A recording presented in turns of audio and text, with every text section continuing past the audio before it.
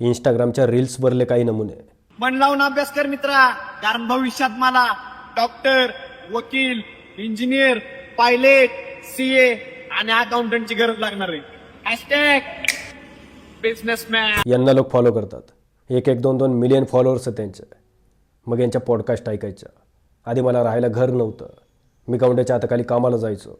आता बघा माझ्याकडे गाडी आहे, बंगला आहे, 10 बाउन्सर आहेत, सोन्याच्या चैनी आहेत. कुठून कमवलं आहे? गरिबांच्या पोरांना फ्रँचायझी वाटून की गरिबांच्या पोरांना फ्रॉड गेम खेळायला शिकवून? या गोष्टी कुठेतरी थांबल्या पाहिजेत. कितीतरी कुटुंब उद्ध्वस्त झाली या गेम्समुळे. तेलंगणामध्ये 1 लाख रुपये हरल्यामुळे विक्रमने आत्महत्या केली. आंध्र प्रदेशमध्ये बेटिंग गेम्समध्ये हरल्यामुळे आत्महत्या. बिहारमधल्या 21 वर्षाच्या मुलाने बेटिंग गेम्समध्ये लॉस झाल्यामुळे आत्महत्या केली.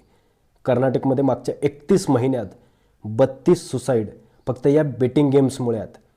एका मुलाने आईच्या कॅन्सर ट्रीटमेंटसाठी डिलिव्हरी बॉयचं काम करून पैसे कमवले आणि ते सट्टा गेम्समध्ये उडवले आणि स्वतःही आत्महत्या केली. या गोष्टी कुठेतरी थांबल्या पाहिजेत. हा व्हिडिओ फक्त माहिती म्हणून नाही, तर ही एक तळमळ आहे.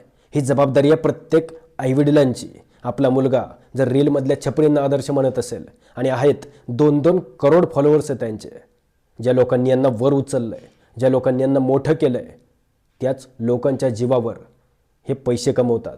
गेमिंगमध्ये मुलांना फसवतात. 17-18 वर्षाच्या मुलांना गेमिंगमध्ये फसवायचं आणि स्वतः 50-50 लाखाच्या गाड्या दाखवायच्या, सोन्याच्या चैनी दाखवायच्या आणि रुबाब मिरवायचा.